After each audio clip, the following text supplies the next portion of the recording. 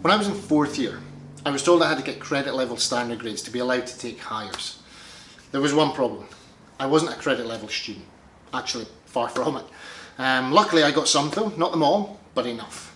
I was allowed to take 4 hires, which was brilliant. I wanted to be a PE teacher, you see. In order to be a PE teacher, I needed to go to uni. In order to go to uni, I needed those 4 hires. So in 5th year, I was ready. I was psyched up. I was going to smash it. But I very quickly became a liar. I lied to myself about the amount of effort I was willing to put in to achieve my goals. And at the end of the day, it wasn't enough. I remember the day the exam results came out. I remember opening that big A4 envelope. I was optimistic. I knew I wasn't going to get A's or maybe even B's, but I was optimistic about achieving some kind of higher. I failed. Everything. My mum phoned me that morning, all enthusiastic about what I'd achieved. I had to tell her I was a failure. My mates were phoning and texting and sharing results, and I had to tell people over and over again that I'd failed everything. I felt alone. I felt like I was the only person who was in that situation. My dreams of being a PE teacher, gone. My dreams of going to university, out the window. A lot of people say that it's not the end of the world. Right then, right there, it does feel like the end of the world. But 15 years later, I was quitting my job to go travelling all over the world.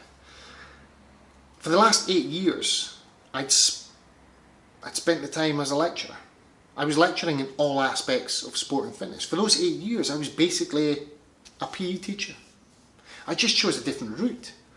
Instead of going to university, I went to college. I did loads of coaching qualifications until I eventually got myself into university. I'd followed my dream, just a little bit differently. In Matt Damon's 2016 Harvard commencement speech, he shares advice he received from ex-President Bill Clinton. Now, regardless of what you think about Bill Clinton, or the fact that he clearly doesn't follow his own words of wisdom, good advice is good advice. Clinton told him, turn towards the problems you see and engage with them. Now, exams aren't the be-all and end-all. I'm definitely proof of that. But if you failed your exams or didn't get the results you wanted or needed, you have a problem.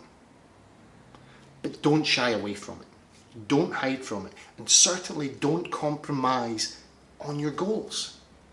Do what you need to do to get to where you want to be. Turn towards the problem. Engage with it, deal with it, and above all, kick its ass.